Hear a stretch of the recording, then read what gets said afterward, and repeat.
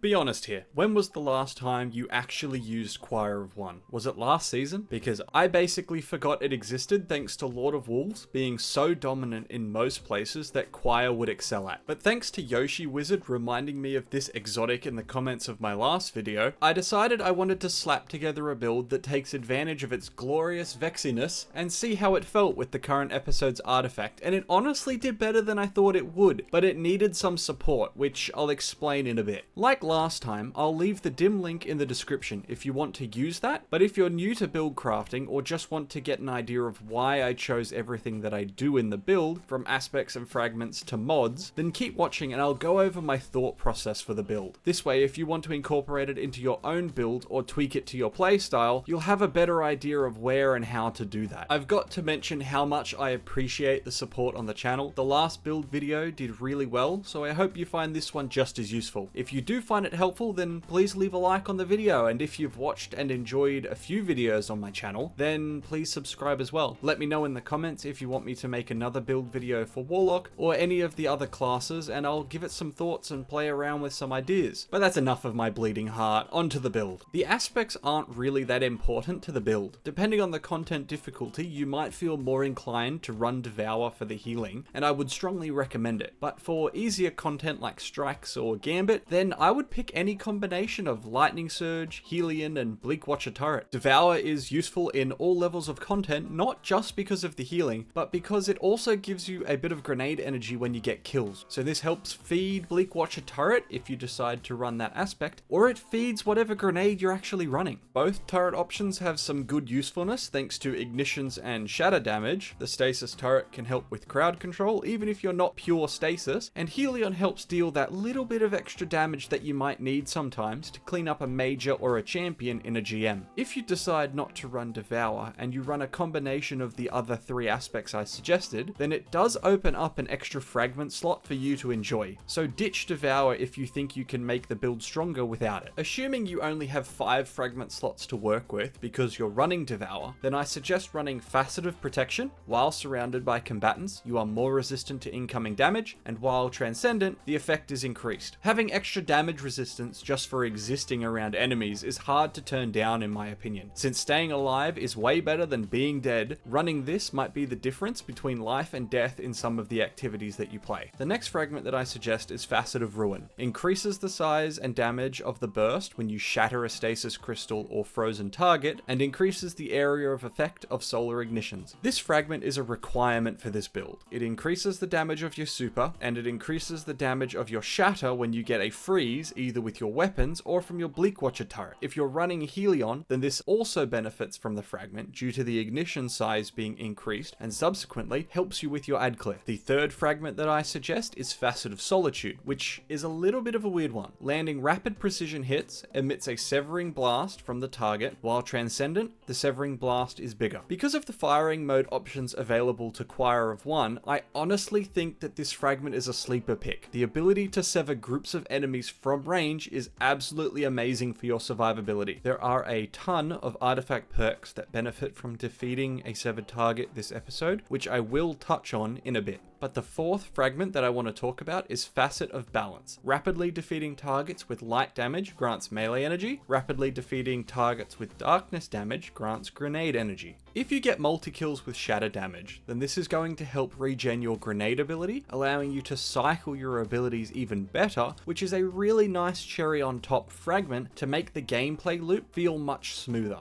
The last fragment is Facet of Purpose. Picking up an Orb of Power grants an elemental buff based on the damage type of your equipped super. This is essential in harder content because regardless of your super, this fragment gives you a subclass verb that is going to keep you alive, and in this build, running Winter's Wrath, you will gain stacks of Frost Armor, which is a great source of damage resist this episode. Every time that you pick up an orb, you will become tankier and tankier, helping you stay alive and continue slaying out. Now, if you do have a 6th 6th fragment slot available, or you don't like one of the other ones that I've suggested, then 2 other ones that I recommend are Facet of Dawn. Powered melee hits against targets make you radiant. Powered melee final blows make you and nearby allies radiant. Having on-demand radiant for yourself is extremely useful. It lets all of your weapons handle anti-barrier and gives you a free damage boost just for giving the enemy a slap on the cheeks. Alternatively, you can go with Facet of Awakening. Rapidly defeating targets with light or darkness damage or super final blows generates an elemental pickup of the matching damage type. Since you have a roaming super, you will be able to use that to generate multiple elemental pickups, and thanks to volatile rounds, all your void weapons will easily generate void breaches. You will see a ton of benefit from either fragment, so pick whichever one works for your playstyle.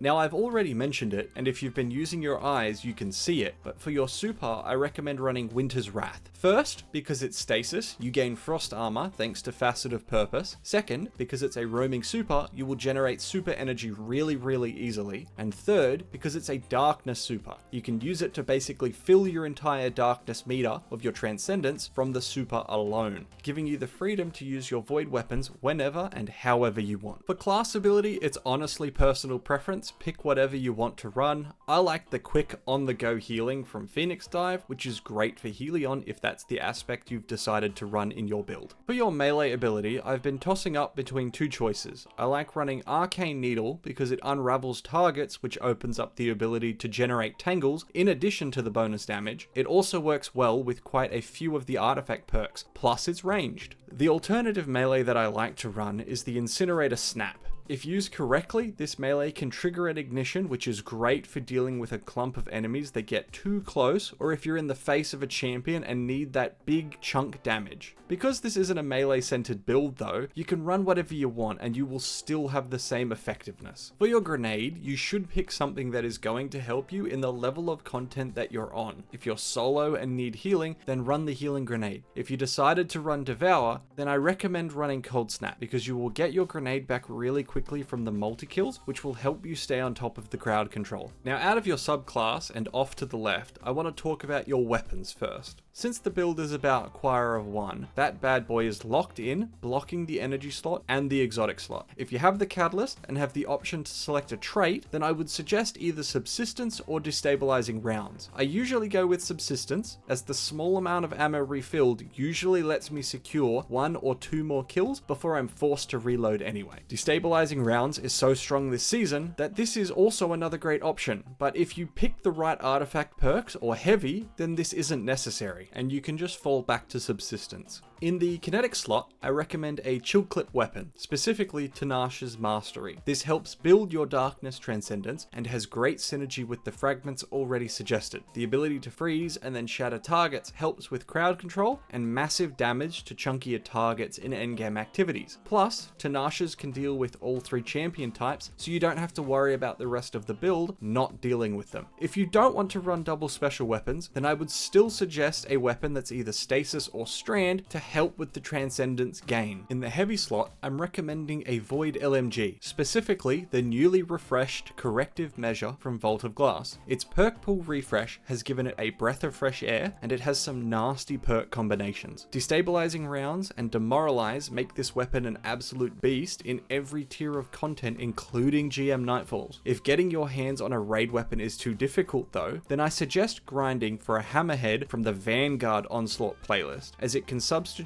for Corrective measure, since it can also roll with destabilizing rounds, but I would suggest something like Killing Tally in the 4th column, since there is no demoralize. One of the best updates to destabilizing rounds is that when you gain volatile rounds from this perk on your, let's say, LMG, you can swap to Choir of One and the volatile rounds will transfer between guns, allowing you to forego destabilizing rounds on Choir of One for something else.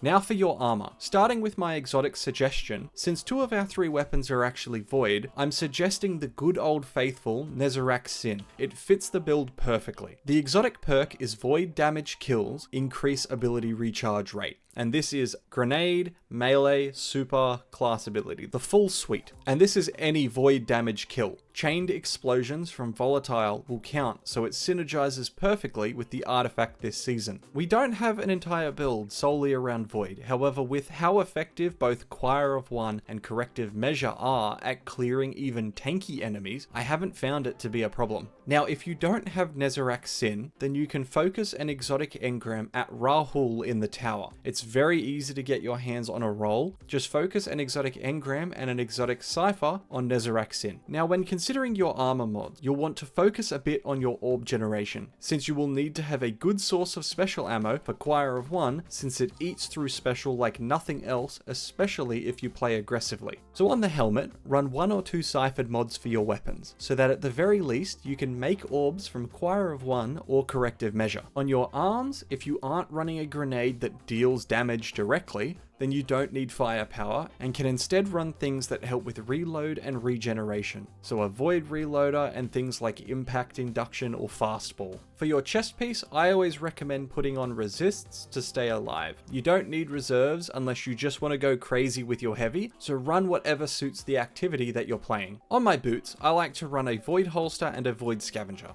This will reload my LMG when I've swapped to Choir and forgotten to reload manually, and it will also help me maintain my reserves for both the special and the heavy. I also suggest stacks on stacks, as with every 2 orbs you can perform a special finisher to regenerate your special reserves. On my class item, I always suggest special finisher and proximity ward. This allows you to take the orbs and make special, and with the overshield granted by proximity ward, you will always successfully perform a finisher. There's not many things in this game that can do enough damage, actual damage, I don't mean a white mechanic, to destroy and kill you through proximity ward. The last mod on your class item can be personal preference. Reaper is always nice to make an extra orb from very little effort. Now onto the artifact. You've got a lot of options to work with in this build, so I suggest you tinker with the artifact mods that work for you and your playstyle. I'll show you the ones that I used when I played though, to give you an idea of the options you can go with. You have to pick 3 anti-champion mods to get into column 2, so I picked the sidearm, LMG, and then a glaive, because why not? So lock in the mods that work with your loadout, and then move on. If you're rocking Corrective Measure, Legend Incarnate is an amazing option. Extra damage and overcharge just for using the weapon is an easy choice. Everybody was frothing over Volatile Marksman at the start of the season, and honestly, nothing has changed. It works really, really well with both your heavy and special, since they're both void and can take advantage of this mod and the boost. The boost can help generate class ability energy to fuel Helion as well, and if you use Choir of One in its aim down sights mode, it's like using a rapid fire scout rifle. It's very easy to land precision hits and get Volatile Marksman going, then switching to hip fire mode and continuing on. Hold the Line is a useful 3rd column perk when you run an LMG, especially in the harder content like GMs, as the healing can kick in at just the right time to save you if you're being swarmed by ads. Elemental Siphon and the boost can be extremely useful when trying to generate super energy if you're running a stasis weapon and the synergizing fragments. In the 4th column, I like to run Dreadful Finisher because any additional means of generating special ammo is a must in my mind, especially if you're planning to use Choir of One like it's a primary weapon. Gold from Lead is also a great choice since you will be picking up special ammo all of the time, so getting free heavy is a nice bonus. Maligned Harvest is a fantastic option with the rest of the artifact that we've picked and our weapon choices. Because we're already planning to apply Volatile anyway, why not get free Weaken and an Overshield?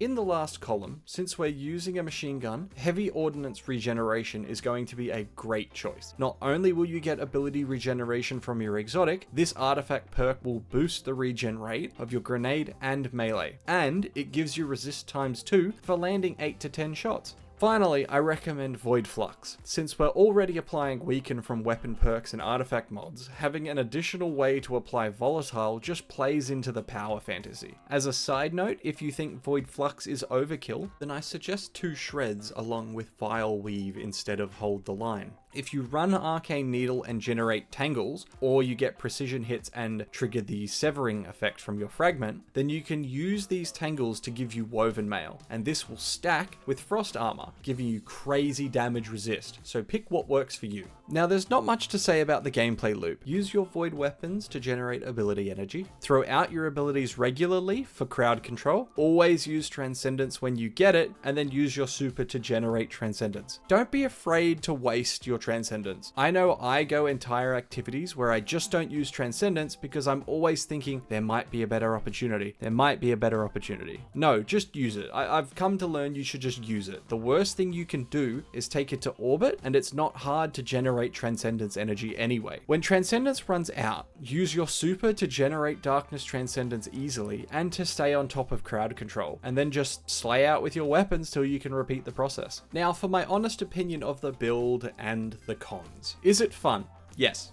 It's a nice change of pace from all of the other builds that I've been trying this season. It's fun to use exotics I haven't used in ages, but I want to list the drawbacks for you. First, unlike my previous Warlock build, or builds like the Arc Titan Bolt Charge setup that I'm sure you've probably seen this episode already, this build feels kind of weak in content when you are about 15 or more light under. Because you have no way of scaling your damage outside of maybe running Void Surges, this build will really struggle to keep up compared to other builds where your damage is buffed in some way, like running Synthoceps in a melee build, making it a not so great build for Master Nightfalls and GMs or Master Raids. It's fun, but I don't think you'll be soloing a GM easily with this build. You will want to run this build in harder content when you have a team to support you. But if there's a team supporting you, then it's not necessarily the build that is good, but your team. The second drawback as I see it is that your loadout is pretty locked in. If you're doing an activity that requires boss DPS, you don't have a bad loadout, but there are certainly going to be better options to choose from if you want to optimize your damage. There are really two main drawbacks that I felt when I was running around with this build, and if you do content where you're less than 15 under and the loadout can be whatever the hell you want it to be, then I think you'll have a lot of fun with this one. But for me, I can't take this build into things like GM farms or low man raids. It's more of a seasonal activity or fungin gimmicky loadout. Don't let these cons deter you though, because it is pretty good in seasonal content, which is where most people are going to want to play around with the build.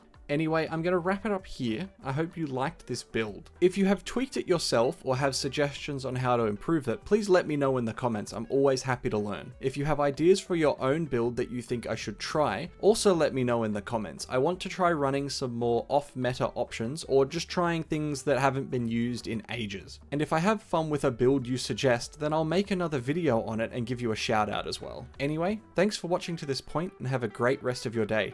Toodles!